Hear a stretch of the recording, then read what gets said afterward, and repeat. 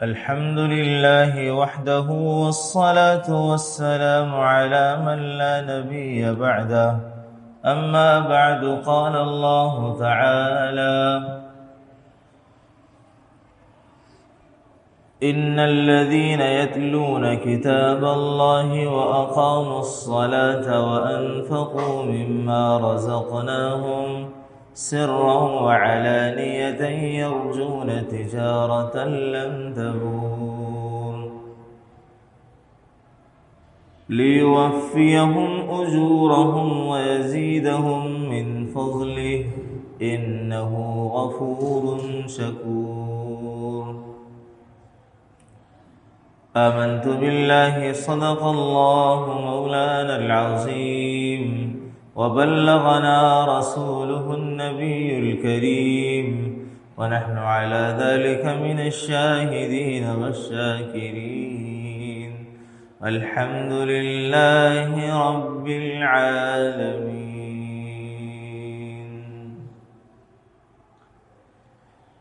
اللهم صل على سيدنا ومولانا محمد وعلى آل سيدنا ومولانا محمد وبارك وسلم. اللهم صل على محمد كما تحب وترضى له.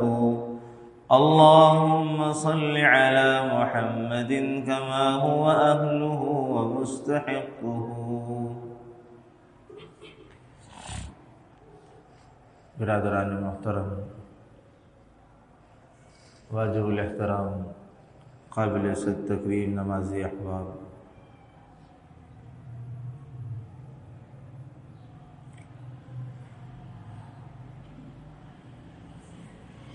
آیت مبارکہ تلاوت کی ہے میں آپ حضرات کے سامنے. ان الذین یتلون کتاب اللہ، وہ لوگ جو اللہ کی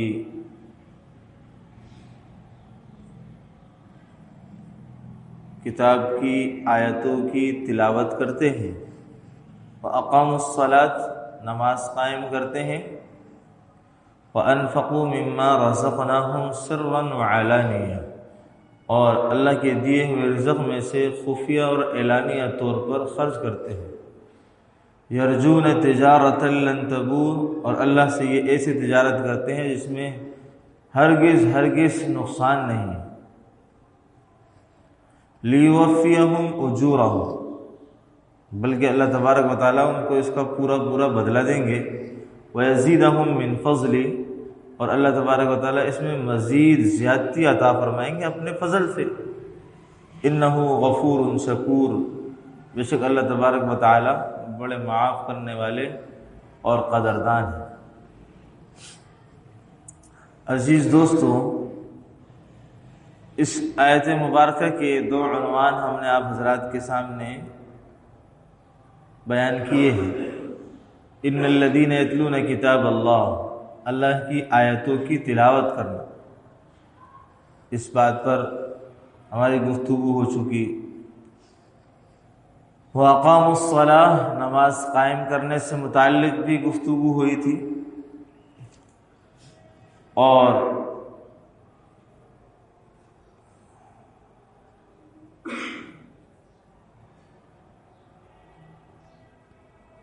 تیسرا عنوان اس آیت کے اندر اللہ کے دیے ہوئے مال میں سے خفیہ اور اعلانیہ طور پر خرچ کرتے ہیں. یہ بھی بہت اہم امر ہے.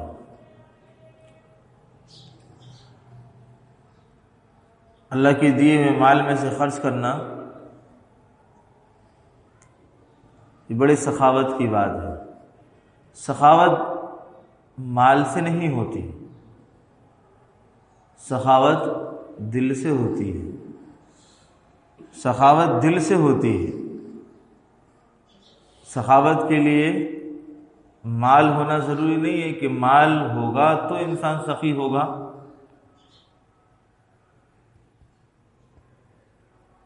حضرت حاتم تائی بڑے مشہور سخی گزرے ہیں. ان کا بڑا عجیب واقعہ کتابوں میں لکھا ہے. وہ واقعہ یہ لکھا ہے کہ چند لوگ جا رہے تھے، راستے میں سفر کر رہے تھے، راستے میں ان کو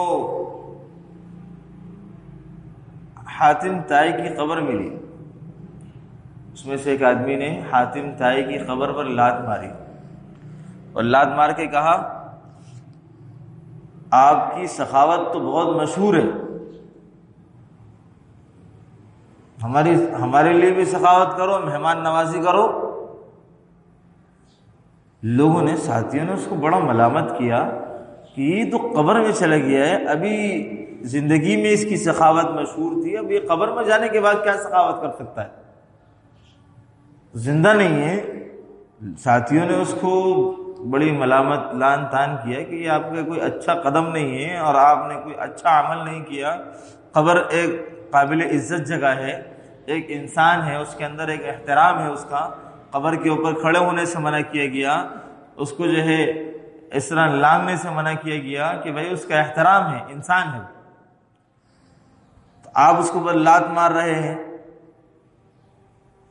بہرحال بات آئی گئی ہو گئی، یہ لوگ تھوڑا آگے جا کر کے سفر کے دوران انہوں نے آگے جا کر کے پڑاؤ ڈالا اور پڑاؤ ڈالنے کے بعد یہ آرام کے لیے سو گئے۔ تو خواب میں حاتم طائی اس کے پاس آئے۔ سفر میں ہر آدمی کے ساتھ اپنی سواری، اس زمانے کے اونٹ، گھوڑے، گدھے، خچر، یہ سواریاں تھیں۔ تو اس آدمی کا جو اونٹ تھا نا، اونٹنی تھی یا اونٹ تھا، حاتم طائی اس کی قبر، اس کے خواب میں آئے اور کہنے لگے کہ تم نے مجھ سے سخاوت مانگی ہے اور میری قبر پر آ کر تم نے مجھ سے مانگا ہے۔ تو کہا کہ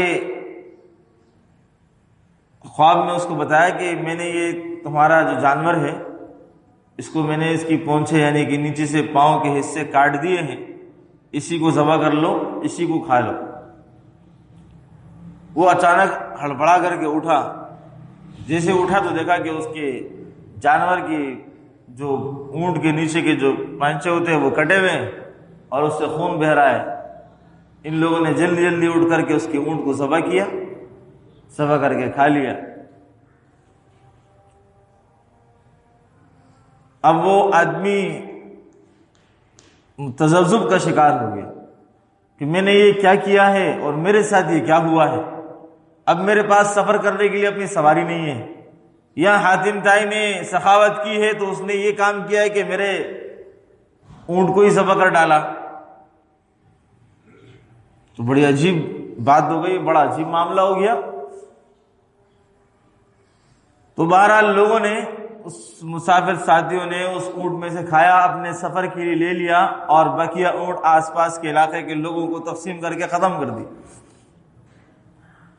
حاتم طائی اپنے بیٹے عدی ابن حاتم کی خواب میں بھی آئے اسی رات اور کہا کہ بیٹے میں نے فلاں ایک قافلہ ہے وہ جا رہا ہے، اس میں سے میں نے ایک آدمی کے اونٹ سے سخاوت کی ہے اور ان کو مہمان نوازی کی ہے، اس کو اونٹ کی ضرورت ہے، اس کی سواری ذبح ہو چکی ہے، اس کو اونٹ پہنچا دو۔ عدی ابن حاتم صبح کو اٹھے اور اس راستے پر روانہ ہو گئے اور روانہ ہو کر کے اس قافلے سے مل گئے۔ اس قافلے میں جس آدمی کا اونٹ ذبح کیا تھا، ذبح ہوا، تو اس آدمی کا نام پوچھا۔ عدی ابن حاتم نے، عدی ابن حاتم یہ مسلمان ہوئے، اللہ کے رسول کے صحابی بنے۔ عدی ابن حاتم یہ اللہ کے رسول سے تھوڑا سا پہلے گزرے حاتم طائی۔ عدی ابن حاتم ان کے بیٹے ہیں اور یہ مسلمان ہوئے۔ عدی اس لشکر کو، اس قافلے کو جا کے پکڑا، ملاقات کی اور اس آدمی کا نام پوچھا کہ آپ اس نام کا آدمی ہے؟ اس نے کہا کہ آپ کے اونٹ سے، آپ میرے والد نے آپ کی جو ہے، میرا نام عدی ابن حاتم ہے اور میرے والد نے آپ کے اونٹ سے جو ہے آپ کی ضیافت کی ہے۔ اس نے کہا ایسا ہوا ہے، تو کہا ہے کہ میرے والد نے یہ اونٹ آپ کے لیے آپ کو واپس کیا۔ سخاوت دل سے ہوتی ہے، مال سے نہیں ہوتی۔ سخاوت کے لیے دل چاہیے ہوتا ہے۔ لاکھوں اربوں کروڑوں روپے لوگوں کے پاس بینک بیلنس موجود ہوتا ہے مگر بیچاروں سے 5 روپے مسجد کے لیے اللہ کے نام کے نہیں دی جاتے کہ ان کے پاس پیسہ کم ہو جائے گا. جس کے پاس نہیں بھی ہوتا وہ کسی نہ کسی طریقے سے لوگوں کو دیتا ہے. حاتم طائی کا ایک دوسرا واقعہ ایسا ہے کہ ایک موقع پر قحط سالی تھی. اس کے حاتم طائی کے 2 ہی بچے تھے، ایک بیٹی تھی اور ایک بیٹا تھا، اور بیوی قحط پڑا ہوا ہے، کچھ ہے نہیں کہ وہ لوگوں کو کچھ دے سکے. تو ایک آدمی نے آ کر کے دروازہ بجایا. رات کا ٹائم ہے، بھوکے بچے بھی، خود بھی، اور لوگ آس پڑوس سب لوگ بھوکے پیاسے پڑے ہوئے. ایک آدمی نے آ کر کے دروازہ بجایا اور لے گیا کہ دیکھو ہمارے گھر کا یہ حال ہے اور ایسا ایسا معاملہ ہے. عدی حاتم طائی کے پاس اور کچھ تو مال تھا نہیں کہ میں اس کو لوگوں کو دے کر کے ان کی بھوک، افلاس، محتاجی، مفلسی کو دور کر سکوں. ایک گھوڑا ہی سواری کے لیے موجود تھا، اس گھوڑے کو ذبح کیا. اس گھوڑے کو ذبح کیا، ذبح کر کے اس کے پاس آگ لگائی اور سارے محلے کے لوگوں کو راتوں کو جھکایا. اپنی بیوی سے بھی کہا کہ آؤ، کیا کر سکتے ہیں، کچھ بھی نہیں ہے، یہی تھا، اس کو ذبح کر دیا. سارے لوگ آئے، آس پڑوس محلہ سب لوگوں نے آ کر کے اس جانور کو کاٹا، اپنے اپنے حساب سے گوشت لیا. آگ لگی ہوئی تھی، اسی آگ پر لوگ پکا رہے تھے اور کھا رہے تھے. اب یہ تو ضرورت کی چیز ہے، انسان بولے گا کہ تو میں اس پہ کیسے سخاوت کروں. سخاوت تو مال سے نہیں بلکہ دل سے ہوتی ہے. سخاوت کے لیے دل ہونا چاہیے. مال ہو یا نہ ہو، انسان کے پاس 100 روپے، اس میں سے بھی 10 روپے صدقہ کر دے گا. دل والی بات. اللہ فرماتے ہیں وَأَنفَقُوا مِمَّا رَزَقْنَاهُمْ سِرًّا وَعَلَانِيَةً يَرْجُونَ تِجَارَةً لَن تَبُورَ. اعلانیہ خفیہ طور پر اللہ کے راستے میں مال خرچ کرتے ہیں، اور یہ اللہ کے ساتھ ایسی تجارت اس میں نقصان کا کوئی اندیشہ ہی نہیں، نفع ہی نہ پائے. لن تبور، ہر قسم کے نقصان سے جو ہے مبرہ ہے، پاک اور صاف. اللہ نے فرمایا اللہ کے راستے میں مال خرچ کرنے کی مثال ایسے ہے، مثل الذین ينفقون اموالهم فی سبیل اللہ. مثال اس آدمی کی جس نے اللہ کے راستے میں مال خرچ کیا. کمثل حبۃ، اس دانے کی مثال ہے، گندم کا دانہ ہے. کمثل حبۃ، ایک دانہ ہے جو آپ نے اللہ کے راستے میں دیا. 1 درہم، 1 دینار، 1 روپیہ آپ نے اللہ کے راستے میں دیا. 1 ریال، کچھ بھی آپ نے ایک اللہ کے راستے میں خرچ کیا. اللہ فرماتے ہیں کمثل حبۃ، اس ایک کی مثال اس دانے کی سی. انبتت 7 سنابل، کہ وہ زمین پر گرا. انبتت 7 سنابل، اس سے 7 بالیں نکلی. 7 بالیں نکلی. اور ہمیں فی کل سنبلۃ 100 حبہ، اور ہر بال میں 100 دانے. ہر بال میں 100 دانے. کمثل حبۃ انبتت 7 سنابل فی کل سنبلۃ 100 حبہ، کہ ایک دانہ خرچ کرنا، 1 روپیہ خرچ کرنا اللہ کے راستے میں ایسا ہے جیسا کہ آپ نے 700 روپے اللہ کے راستے میں خرچ کر دی.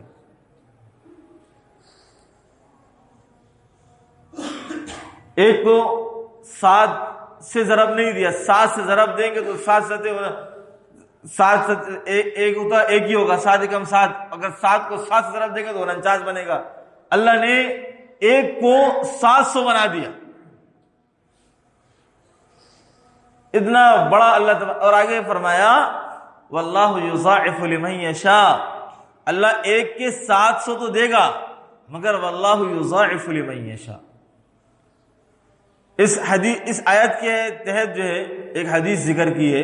اس حدیث میں فرمایا کہ ایک آدمی جو اپنے گھر میں بیٹھا ہو اور اللہ کے راستے میں اپنا مال بھیج دے، اللہ کے راستے میں جہاد میں اپنا مال لگا دے، تو فرمایا کہ اس کو ایک کے بدلے میں فرمایا کہ 7 ایک روپیہ خرچ کرنے کے بدلے میں 7,000، 700 نہیں 7,000 خرچ کرنے کا ثواب ملے. اور میں جو اپنی جان کے ساتھ اپنے مال کو لے کر کے اللہ کے راستے میں جہاد کے لیے نکل گیا اور وہاں اس نے وہ مال خرچ کر دیا، تو فرمایا کہ ایک کے بدلے میں اللہ 7 لاکھ اس کو ثواب عطا فرمائیں گے. 7 لاکھ خرچ کرنے کا ثواب. ایک روپیہ اللہ کے راستے میں خرچ کرے گا 7 لاکھ. اس حدیث کو ذکر کرنے کے بعد اللہ کے رسول نے یہ آیت پڑھی واللہ یضاعف لمن یشاء. اللہ جتنا چاہے بڑھا دے، اللہ جتنا چاہے بڑھا دے. الذین ينفقون اموالهم باللیل والنہار سرا وعلانیہ. اللہ نے ایمان والوں کی مثال بیان فرمائی کہ وہ لوگ ہیں ينفقون اموالهم، جو اپنے اموال کو خرچ کرتے ہیں باللیل والنہار، دن اور رات، سرا وعلانیہ، خفیہ اور اعلانیہ دونوں طور پہ. خفیہ صدقہ کرنا زیادہ افضل ہے. صدقہ کرنا خفیہ طور پر، کہ فرمایا کہ جیسے دائیں ہاتھ سے خرچ کیا جائے تو بائیں ہاتھ کو پتہ نہ چلے، ریاکاری اور دکھلاوا نام و نمود مقصود نہ ہو، چھپا کر کے صدقہ کیا جائے. فرمایا کہ اللہ نے فرمایا وہ علانیہ طور پر صدقہ کرنا، اس میں تو دکھلاوا نام و نمود شہرت ہو سکتی ہے. فرمایا کہ نام نمود شہرت کا جذبہ یہ انسان کے دل کا ہے. انسان کی اگر وہ چپکے سے صدقہ کر رہا ہے، تنہائی میں صدقہ کر رہا ہے، رات کو صدقہ کر رہا ہے، اور اس کا جذبہ یہ ہے کہ میرے اس عمل کا علم لوگوں کو ہو جائے، اور اس عمل کو کرنے کے بعد لوگوں کو بتاتا ہے، معتقد بنانے کے لیے، اپنا اعتقاد حاصل کرنے کے لیے، تاکہ لوگ یہ کہیں کہ دیکھو یہ کتنا بڑا مخلص ہے کہ تنہائی میں راتوں میں اللہ کے راستے میں مال خرچ کرتا ہے. تو یہ جذبہ ریاکاری کا ہے، دکھلاوے کا ہے، شہرت کا ہے، نام و نمود کا ہے. کر رہا چھپکے سے ہے، مگر مقصود جذبہ دل میں کیا ہے؟ یہ چاہت ہے کہ لوگ اس کو پہچانے، لوگوں کو معلوم ہو کہ یہ مخلص آدمی ہے اور راتوں میں تنہائیوں میں اللہ کے راستے میں خرچ کرتا ہے. تو اس کا جذبہ تو کس چیز کا ہے؟ دکھلاوے کا ہے نا، ریاکاری کا ہے. اور ایک آدمی دکھلاوے کے ساتھ بھی خرچ کرتا ہے، مگر اس کا مقصود یہ ہے کہ کچھ اور مالدار لوگ بھی ہیں، تاکہ وہ لوگ بھی اس طرف مائل ہو جائیں کہ ہمارے پاس غربت زیادہ ہے، یہ لوگ بھی خرچہ کرنے والے بنے، لوگوں کے حالات دیکھیں، یہ اپنے مال میں سے لوگوں کو خرچ کریں، مگر اس کے دل میں ریاکاری، شہرت، نام و نمود مقصود نہیں ہے. تو اس آدمی کا اعلانیہ صدقہ کرنا ترغیب بھی ہے اور باعث ثواب بھی ہے، باعث ثواب بھی ہے. خفیہ صدقہ کیا، جذبہ اور ارادہ کیا ہے؟ شہرت کا، تو نیت خراب ہے نا، نیت خراب ہے. اعلانیہ صدقہ کیا مگر شہرت ہے ہی نہیں، جذبہ اللہ کے لیے ہے اور لوگوں کی تعلیم و ترغیب کے لیے ہے، تو مقصود حاصل ہے، نیت صاف ہے اس کی. تو فرمایا کہ الذین ينفقون اموالهم باللیل والنہار سرا وعلانیہ فلہم اجرہم عند ربہم. اللہ کے ہاں ان کے لیے بڑا اجر ہے. ولا خوف علیہم ولا هم یحزنون.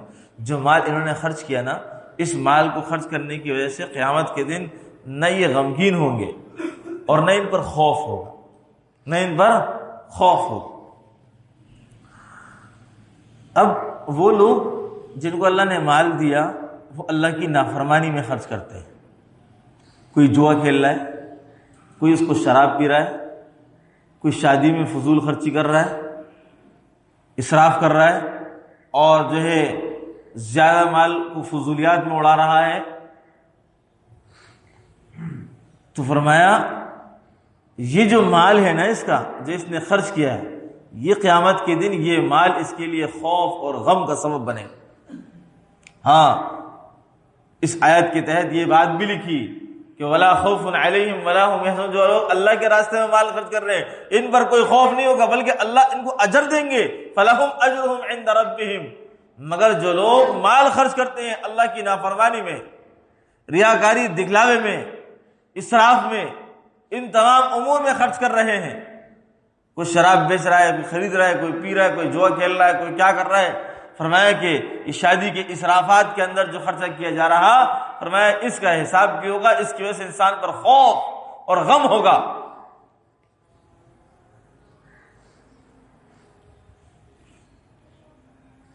بڑی پریشانی کا معاملہ ہے، خوف کسی چیز کا ڈر ہوتا ہے، غم کسی چیز کے ہونے کے بعد ہوتا ہے، کسی کا انتقال ہو جائے پھر غم ہوتا ہے۔ خوف، دشمن کا خوف، کسی چیز کا خوف، یہ انسان کو ویسے لگا جب قیامت کا دن ہوگا اپنے کیے پر غم بھی ہوگا اور خوف بھی ہوگا کہ حساب کیا ہوگا میرا، حساب کیا ہوگا میرا، کیا کروں گا۔ ہاں بڑا سخت معاملہ ہے۔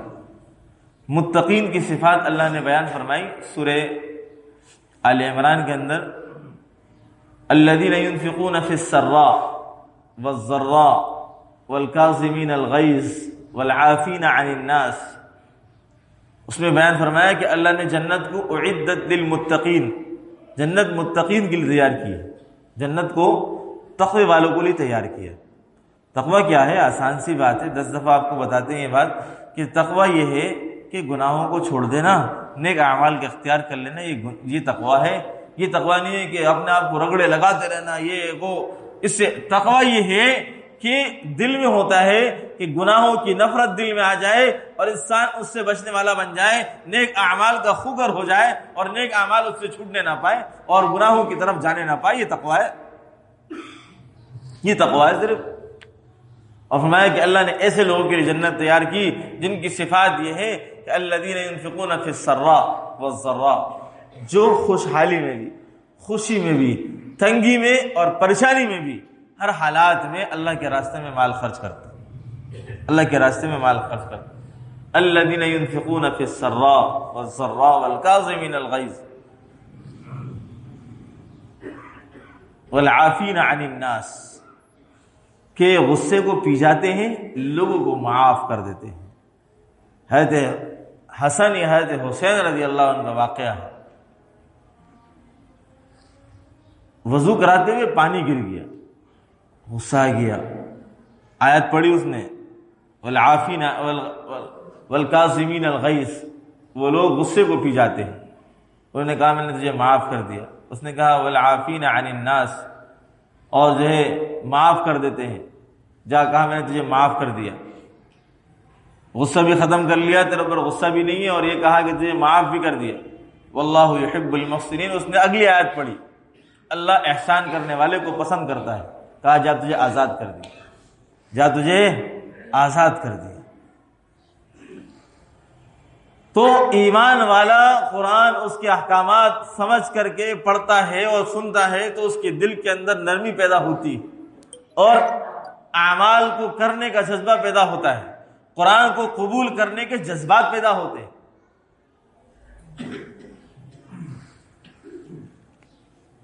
تو یہ جو اللہ نے ہمیں مال دیا ہے، اس مال کو خرچ کرنا، نیکی کے مصارف تلاش کرنا، اور قرآن کریم کی چند آیات ہیں جس میں اللہ نے یہ ثابت فرمایا ہے کہ کہاں کہاں کیسے کیسے لوگوں کو آپ مال دے سکتے ہیں۔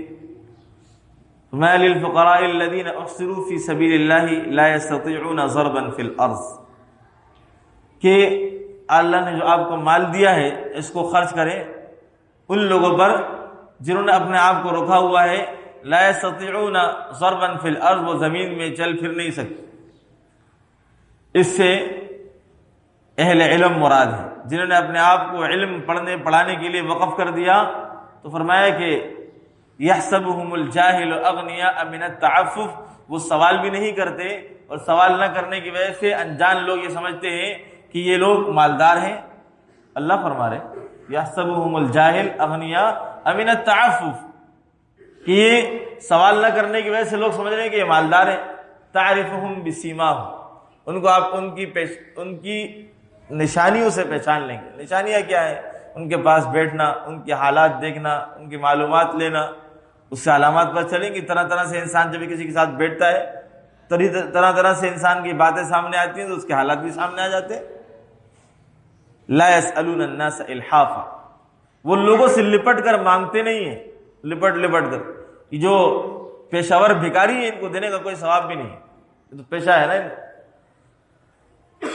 دنوں کے ہزاروں روپے لاکھوں روپے کما رہے ہیں، مہینوں کے لاکھوں روپے کما رہے ہیں ہم سے، اور ہم بڑی خوش دلی کے ساتھ دینے کے صدقہ ہے۔ اور بھوکا آدمی جو پاک دامن ہے، عفت والا ہے، اپنی عزت کو بچایا ہوا ہے، اس کو تو کوئی بھی نہیں پوچھ رہا، مانگنے والے کو تھوڑا تھوڑا دے رہے۔ وما تنفقوا من خیر فإن اللہ بہ علیم، اس میں خرچ کرو، اللہ تبارک و تعالی جاننے والا ہے کہ تم نے کون سے خیر کے کام میں اپنا مال صرف کیا۔ اللہ تبارک و تعالی ہمیں مال خرچ کرنے کی صفات سے بھی مالا مال فرمائے۔ اس میں بہت سی باتیں ہیں جو ہمارے سے ابھی رہ گئیں، وقت کی تھوڑا ہونے کی وجہ سے۔ حضرت ابو بکر صدیق، حضرت عثمان غنی، حضرت عبد الرحمن بن عوف، ایسے صحابہ کے ایسے عجیب واقعات ہیں کہ انسان حیران ہو جاتا ہے۔ حضرت ابو بکر رضی اللہ عنہ جب اسلام لائے تو 40 سے 44 ہزار درہم یا دنانیر کے مالک تھے، اور جب مدینہ ہجرت کی تو صرف 4000 دینار بچے تھے، اس کو بھی اللہ کے راستے میں، اللہ کے رسول پر، اللہ کے دین پر خرچ کر دیا، ختم کر دیا۔ غزوہ تبوک میں گھر کا سارا مال لے کر آئے، کچھ نہیں چھوڑا۔ وہ صحابہ نے ہمیں نمونہ بن کر کے دکھایا ہے۔ ہمیں اپنے مال کی فکر رہتی ہے کہ ہمارا مال ختم نہ ہو جائے، خرچ نہ ہو جائے، بچ جائے، اور فضولیات میں، نام و نمود میں، شہرت میں، اللہ بلا میں لگا دیں گے، مگر دین میں اور دین کے کاموں میں لگانے میں انسان کو پریشانی ہوتی ہے، دقت ہوتی ہے۔ جہاں کی محنت ہوتی ہے وہاں پر لگانا آسان ہوتا ہے، جہاں کی سوچ نہیں ہوتی، جہاں کی فکر نہیں ہوتی، وہاں لگانے میں دقت اور مشکلات، اور دل جو ہے وہ نہیں مان رہا ہوتا۔ اللہ تبارک و تعالی ہمیں نیک مصارف میں اپنے مال کو خرچ کرنے کی توفیق نصیب فرمائے۔